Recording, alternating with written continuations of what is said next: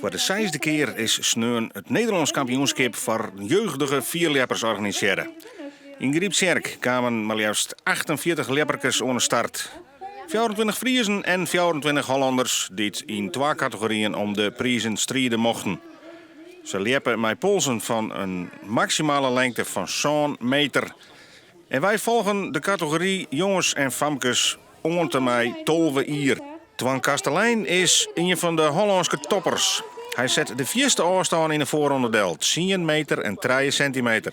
Bij de jongens is Wisse Broekstra goed op dreef. Hij komt in zijn tweede sprong tot 9,33 meter, een persoonlijk record en goed voor het 4e plak in de finale.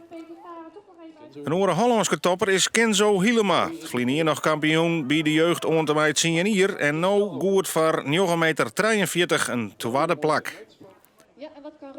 En Rutger Haanstra pleest hem ook voor de finale. Zijn 9,33 meter betuurt het 3e plak in de finale. 6,25. Tirza Bosma, weer vlienier kampioenen onder mij 10 uur.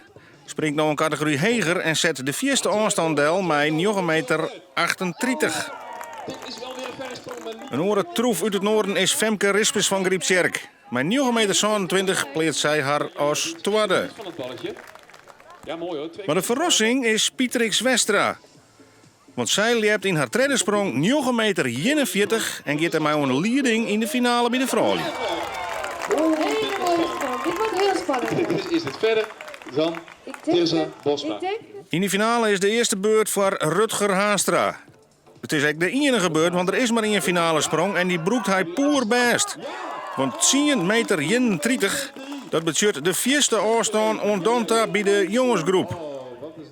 En hij zit dus in de wachtkamer, want er komen nog 2 Hollandse troeven. Kenzo Hielema komt ook aan eind, maar blijft hingen op 10 meter 6. En dat is op dat stuit goed voor zilver. De topper is Twan Kastelein, die kan het nog verrooien, maar die weegt het te volle. En dus is het goud voor Rutger Haanstra van het Heidenskip. En geef ook een... De Nederlandse titel is voor mij, hè? Ja, dat klopt. Wat een spannende wedstrijd hier, Jim. Ja, ik vond het een hele spannende wedstrijd, ja. Ja, toen kwam ze wel in de finale, maar dat was toen nog net het beste. En dan had ze nog maar 1 sprong. Wat dacht je toen? Ja, ik dacht, het moet nou gebeuren, maar ja, het is moeilijk, maar ja. Ja, Maar het gebeurde wel. ja het gebeurde wel.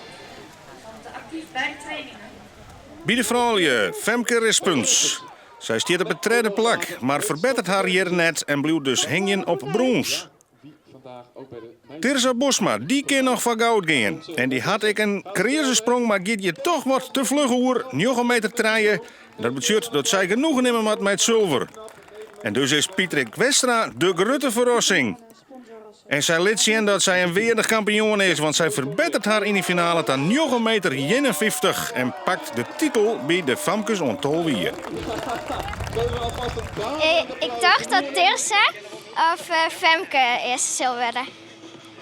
En toen sprong Sto in de finale nog een keer 9,51 meter. En dat was de allervierste. Ja, ik ben heel erg blij, ja.